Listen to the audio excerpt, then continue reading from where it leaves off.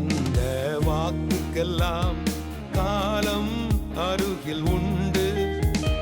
வாதைகள் தொடரும் பாதைக்கெல்லாம் இயேசுவின் இரத்தம் உண்டு. கண்ணின் மணி போல் காத்து நடத்தி உள்ளங்கையில் வரைந்தாரே. நன்மை கிருபை நம்மை தொடர தமது ஜீவன் தந்தாரே.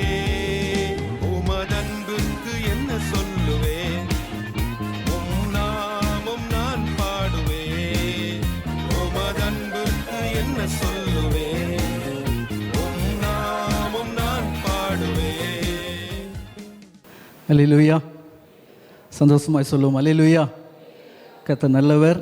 ஆண்டவராகிய இயேசு கிறிஸ்துவின் நல்ல நாமத்திலே ஹெவன் டிவி மூலமாக நடத்தப்படுகின்ற இந்த பரலோக துதி ஆராதனையிலே பங்கு பெற்றிருக்கிற உங்கள் யாவரையும் ஹெவன் டிவி குடும்பத்தின் சார்பாக நாங்கள் அன்போடு மறுபடியும் வாழ்த்துகிறோம், வரவேற்றுக் கொள்ளுகிறோம்.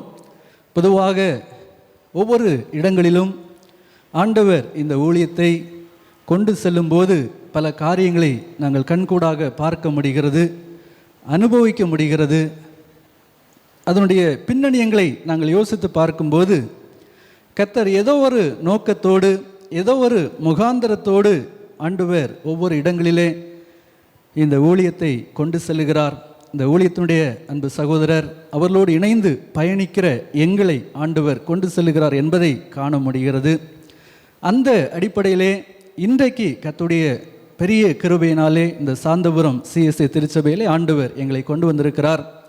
கர்த்தருக்குள் நாங்கள் விசுவாசிக்கிறோம். ஒரு கூடுகை ஒரு இடத்திலே நாங்கள் நடத்துவது என்று சொல்லும்போது அதற்கு முன்பதாக பல பிரயாசங்கள் உண்டு. ஒருவேளை உங்களில் அநேகர் நீங்கள் பார்த்திருப்பீர்கள், உங்களுடைய கரங்களிலே அந்த நோட்டீஸ் கிடைத்திருக்கலாம், பல அறிவிப்புகளை நீங்கள் கேட்டிருப்பீர்கள். எல்லாவற்றையும் தாண்டி அநேகருடைய கண்ணீரின் ஜெபங்கள் இந்த கூடுகைக்காக நடந்திருக்கிறது என்பதை நீங்கள் அறிந்து கொள்ள வேண்டும்.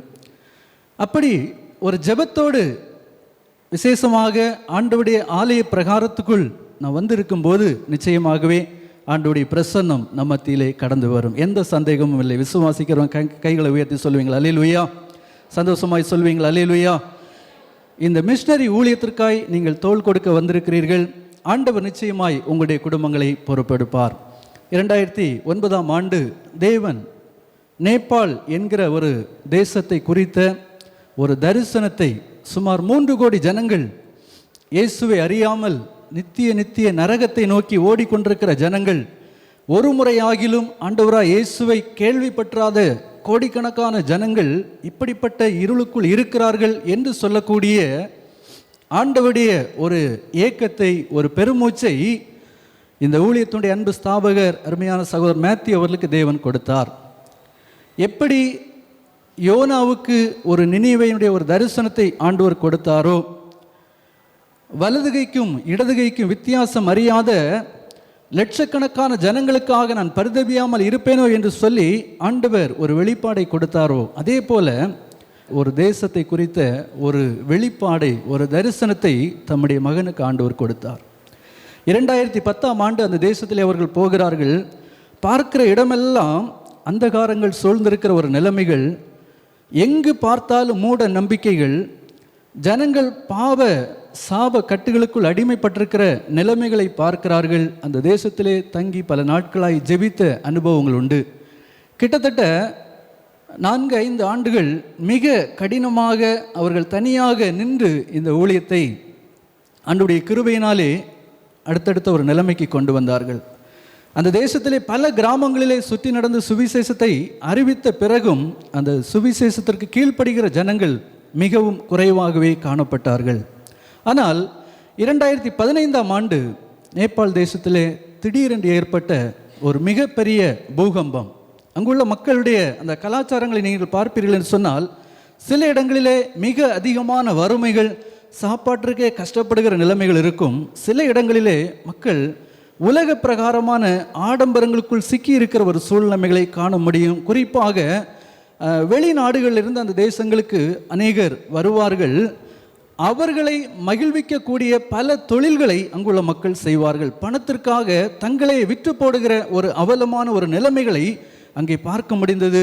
பல இடங்களிலே சுகபோகமாய் வாழ்ந்த மக்கள் யாரும் எங்களை அசைக்க முடியாது, மலை தேசம் என்று சொல்லப்பட்ட ஒரு நிலைமையிலே 2015ஆம் ஆண்டு உலகமே எதிர்பார்த்திராத ஒரு காரியம் அங்கு நடந்தது. திடீரென்று ஏற்பட்ட மிகப்பெரிய பூகம்பம். கிட்டத்தட்ட 3 லட்சத்துக்கு மேலான மக்கள் ஒரே நிமிஷத்தில் வீடுகளை இழந்தார்கள்.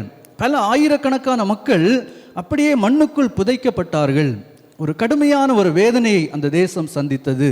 உலகத்தில் எல்லா தேசங்களும் அந்த நாட்களிலே அந்த தேசத்தை உற்று நோக்கி பார்த்தார்கள். பல தேசங்கள் போய் உதவிக்காக போனார்கள். எதை செய்தாலும் அந்த மக்களை காப்பாற்ற முடியாத ஒரு சூழ்நிலை. அதற்கு பின்புதான் அவருடைய உள்ளம் திறக்கப்பட்டது. உலகத்திலேயே ஒரு உண்மையான தெய்வம், நம்ம நேசிக்கிற ஒரு தெய்வம் ஒருவர் இருக்கிறார் என்பதை அந்த ஜனங்கள் அந்த நிலைமையிலே காண முடிந்தது. சுவிசேஷத்திற்கு தங்களை அர்ப்பணிக்க தங்களை ஒப்பு கொடுத்தார்கள். அவங்களுடைய இருதயம் திறக்கப்பட்டது. இப்படி ஆண்டவர் ஊழியத்தினுடைய ஒரு வாசலை அங்கே திறக்கிறார். அதற்கு பிறகு பல மாற்றங்கள். இன்றைக்கு ஆண்டுடைய கிருபையினாலே இந்த 2024ஆம் ஆண்டிலே பல தாக்கங்களை தேவன் அந்த தேசங்களை கொண்டு வந்திருக்கிறார். இன்றைக்கு 80 மிஷனரிகளை இந்த ஊழியத்தின் மூலமாய் நாம் தாங்கி வருகிறோம். 80 மிஷனரிகளை கொண்டு ஆண்டவர் அந்த தேசத்திலே பெரிய காரியங்களை செய்து வருகிறார். மிஷனரிகளோடு நாங்கள் பல நேரங்களிலே பிரயாணப்பட்ட அனுபவங்கள் உண்டு. அவருடைய வாழ்க்கை முறைகளை பார்த்தால் உண்மையாகவே நமக்கு கடினமாக இருக்கும். அந்த அளவிற்கு எல்லா சூழ்நிலைகளையும் அவர்கள் அதை அனுபவிக்க அல்லவென்றால் அதில் அட்ஜஸ்ட் ஆகி கொள்ள பழக்கப்பட்டவர்கள். பவுல் சொல்வது போல, வாழ்ந்திருக்கவும் எனக்கு தெரியும், தாழ்ந்திருக்கவும் தெரியும், பசியாயிருக்கவும் பட்டினியாயிருக்கவும் நான் போதிக்கப்பட்டேன் என்று சொல்லப்பட்டது போல, இந்த காஸ்பல் ஃபார் நேபாள் ஊழியத்தில் அருமையான மிஷனரிகள், அன்பு சகோதர சகோதரி குடும்பங்கள் தங்களை அர்ப்பணித்து தியாகத்தோடு இந்த ஊழியத்தை நிறைவேற்றி வருகிறார்கள். எங்களுடைய அன்பு சகோதரர் மேத்யூ அவர்கள் இந்த தேசத்துக்கு போகும்போது பல நேரங்கள் அவர்கள் சொல்வார்கள், நான் போகிறேன், இந்த நேரத்தில் நான் போகிற டிக்கெட் மட்டும்தான் நாங்கள் போட்டுட்டு போகிறேன், வரும்போது என்ன நிலைமையில் வருவேன் என்று சொல்லி எனக்கு தெரியாது என்று சொல்லி பல நேரங்களில் எங்களிடத்தில் சொல்லுவார்கள். பல நேரங்களிலே நேபாள் தேசத்துக்காக ஊழியத்துக்கு போகும்போது அங்குள்ள சூழ்நிலைகளை பார்க்கும்போது எல்லாரும் அழுது கொண்டு தான் நாங்கள் திரும்ப வந்த நேரங்கள் உண்டு. ஆனால் ஆண்டவர் கொடுத்த தரிசனத்தை நிறைவேற்ற வல்லவர் என்பதை இப்படிப்பட்ட நிலைமையின் ஊடாக நாங்கள் காண முடிகிறது. சூழ்நிலைகள் நமக்கு பிரதிகூலமாக இருக்கலாம், அனுகூலமாக இல்லாமல் இருக்கலாம். ஆனால் அதன் மத்தியிலும் ஆண்டவர் செய்கிற மகத்துவமான காரியங்களை நாங்கள் காண முடிகிறது. கைகளை வைத்து சொல்வீங்களா அல்லேலூயா? சந்தோஷமாய் சொல்வீங்களா அல்லேலூயா?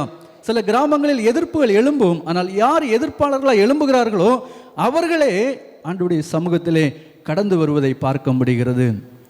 மிஷனரிகள் சாதாரணமாய் ஜெபிக்கிற ஜெபங்களுக்கு தேவன் பெரிய பதிலை கொடுக்கிற காரியங்களை பார்க்க முடிகிறது. அற்புத அடையாளங்களை பார்க்க முடிகிறது. இப்படிப்பட்ட பெரிய காரியங்களை ஆண்டவர் இந்த ஊழியத்தில் செய்து வருகிறார். நீங்கள் ஹெவன் டிவியை நீங்கள் பார்ப்பீர்கள் என்று சொன்னால் உங்களுக்கு தெரியும், பல காரியங்களை அதில் காண்பிப்பார்கள். அடிக்கடி அன்பு சகோதரர் அங்கே பிரயாணப்படுகிற காரியங்கள், அங்கே அவர்கள் எப்படிப்பட்ட நிலைமையிலே ஊழியங்களை செய்கிறார்கள், நாங்கள் அங்கே போகும்போது என்ன காரியங்களை செய்கிறோம் என்பதை அதிலே உங்களுக்கு நாங்கள் காண்பித்து கொண்டிருக்கிறோம். தேவன் நம்மை சுகமாய் இந்த உலகத்திலே வைத்திருக்கிறார், நம்மை ஆசீர்வாதமாய் வைத்திருக்கிறார். நீங்கள் யோசித்து பார்த்தீர்கள் சொன்னால் இந்த உலகத்தில் எல்லா மக்களும் சொல்லக்கூடிய ஒரு காரியம், கன்னியாகுமரி மாவட்டம் அவ்வளோ ஆசீர்வதிக்கப்பட்ட ஒரு தேசம், ஒரு மாவட்டம். கைகளை வைத்து சொல்வீங்களா அல்லேலூயா? ஒரு காலத்தில் இதே போல மிஷனரிகள் இந்த இடத்துல வந்து கஷ்டப்பட்டார்கள். ஒரு காலத்திலே அநேகருடைய பிரயாசங்கள் இந்த இடத்துல விதைக்கப்பட்டிருக்கிறது.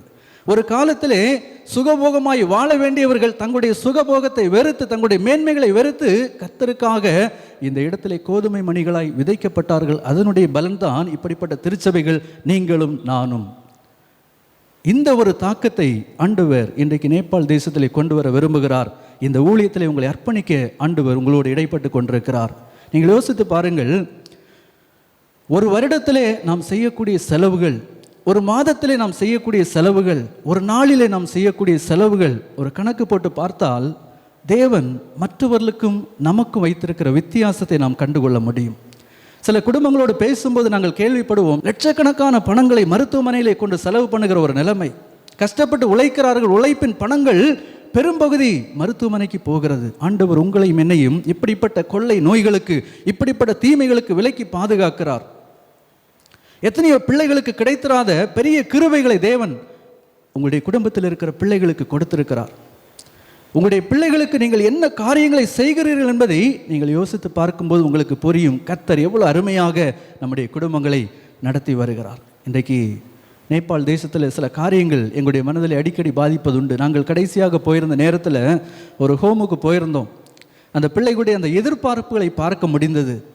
மிகவும் வறுமைக்குள்ளாக எத்தனையோ வருஷங்களுக்கு முன்பாக நம்முடைய காஸ்பல் ஃபார் நேபாள் ஊழியத்திலிருந்து கொடுக்கப்பட்ட அந்த ஸ்கூல் பேக்கை அந்த பிள்ளைங்க தூக்கிட்டு வர்றாங்க. அதை பார்த்தாலே ரொம்ப அழுக்காக, ரொம்ப கிழிந்த நிலைமையில் இருக்கிறது. யோசித்து பார்த்தோம், நம்முடைய பிள்ளைகளுக்கு ஒரு ஸ்கூல் இயரில் எத்தனை பேக் நம்ம வாங்கி கொடுக்குறோம், எவ்வளவு புதிய ட்ரெஸ்ஸுகளை நம்ம வாங்கி கொடுக்குறோம். ஆனால் அந்த பிள்ளைகளுடைய அந்த நிலைமைகளை பார்க்கும்போது எல்லாரும் அழுது, ஆண்டவரே இந்த ஜனங்களுக்கு உதவி செய்ய வேண்டும் என்று சொல்லி ஒரு தாகத்தோடு திரும்பி வரக்கூடிய ஒரு நிலைமையை கர்த்தர் எங்களுக்கு கொடுத்தார்.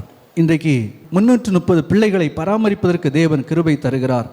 ஒரு பிள்ளைக்கு மாதம் 1000 ரூபாய் நாம் செலவு செய்கிறோம். யோசித்து பாருங்கள், நம்முடைய பிள்ளைகளுக்கு 1000 ரூபாய் என்று சொல்லும்போது இன்றைக்கு பாக்கெட் மணி என்று சொல்லக்கூடிய அளவிற்கு மாறிக்கொண்டிருக்கிறது. ஒரு மிஷினரிக்கு இன்றைக்கு 3000 ரூபாய் கொடுத்து கொண்டிருக்கிறோம். அந்த 3000 ரூபாயை வைத்து அவருடைய வாழ்க்கை எப்படி இருக்கும் என்று சொல்லி நாம் யோசித்து பார்க்க வேண்டும். ஆண்டவர் உங்களோடு பேசுவார் என்று சொன்னால், ஆண்டவரே எனக்கு கிடைத்திருக்கிற ஒரு வசதியிலே, எனக்கு கிடைத்திருக்கிற ஒரு வாய்ப்பிலே நான் உமக்கா ஏதாகிலும் செய்ய வேண்டும் என்று நான் விரும்புகிறேன். கர்த்தருடைய ராஜ்யத்திற்காக ஏதோ ஒரு பகுதியை நான் இழக்க வேண்டும் என்று விரும்புகிறேன். ஒரு சின்ன ஒரு பாதிப்பு என்னுடைய வாழ்க்கையில் வேண்டும் என்று சொல்லி நான் விரும்புகிறேன் என்று சொல்லி நீங்கள் உங்களை அர்ப்பணிப்பீர்கள் என்று சொன்னால், உங்களுடைய தலைமுறையிலே இந்த ஆசீர்வாதங்களை நீங்கள் காண்பீர்கள். இந்த ஊழியத்தை நீங்கள் அறிந்து கொள்ளுங்கள். இதற்காக நீங்கள் ஜெபியுங்கள். ஆண்டவர் உங்களோடு பேசும்போது இந்த காரியங்களுக்காக நீங்கள் கீழ்ப்படியுங்கள். இன்றைக்கு ஒரு திறந்த வாசல் அந்த தேசத்தில் இருப்பதை நாங்கள் பார்க்க முடிகிறது. ஒருவேளை உங்களுடைய பிள்ளைகளுடைய திருமண நாள், பிறந்த நாள், இப்படிப்பட்ட நிலைமையிலே இந்த ஏழை பிள்ளைகளுக்கு நீங்கள் உணவு கொடுக்க விரும்புகிறீர்கள் என்று சொன்னால் இந்த ஊழியத்தோடு நீங்கள் இணைந்து கொள்ளலாம். ஆண்டவர் சொல்லுவார், நான் பசியாயிருந்தேன், எனக்கு நீங்கள் போஜனம் கொடுத்தீர்கள், தாகமாயிருந்தேன், என்னுடைய தாகத்தை தீர்த்தீர்கள். இன்றைக்கு தாகத்தோடும் பசியோடும் இருக்கிற கோடிக்கணக்கான ஜனங்களை குறித்த ஒரு தாக்கம் உங்களுடைய உள்ளத்திலே விதைக்கப்பட்டு கொண்டிருக்கிறது. ஆண்டவர் உங்களோடு பேசும்போது இந்த சத்தத்துக்கு நீங்கள் கீழ்ப்படியுங்கள். தேவன் உங்களுக்கு தந்திருக்கிற நல்ல வசதி வாய்ப்புகளை பயன்படுத்தி கொள்ளுங்கள். ஆண்டவர் உங்களுக்கு கொடுத்திருக்கிற நல்ல ஒரு குடும்பத்திற்காக, நல்ல ஒரு சபைக்காக, நல்ல ஒரு ஆசீர்வாதமான இந்த தேசத்திற்காக நீங்கள் கர்த்தரை துதித்து, ஆண்டவரை அறிந்திராத இயேசு என்றால் யார் என்று கேட்கிற மக்களுக்காக ஏதோ ஒரு காரியத்தை செய்வதற்கு உங்களை அர்ப்பணியுங்கள். கர்த்தர் உங்களை ஆசீர்வதிப்பாராக. ஆமென். தண்ணீரில் போடும் விதைப்புக்கெல்லாம் நன்மைகள் நமக்கு உண்டு. அன்றாடம் வடித்த கண்ணீருக்கெல்லாம் அறுவடை கண்முன் உண்டு. திறந்த வானம் நமக்காய் திரும்பும், நினைத்து நீயும் கலங்காதே. நிறைந்த மேகம் மழையாய் பொழியும், அன்பின் தேவன் கரத்தாலே. உமதன்புக்கு என்ன சொல்லுவேன், உம் நாமம் நான் பாடுவேன். உமதன்புக்கு என்ன சொல்லுவேன், உம் நாமம் நான் பாடுவேன். காலை முதல் அந்தி மாலை வரை கருத்தாய் ஜெபித்திடுவோம். ஆதி முதல் அந்த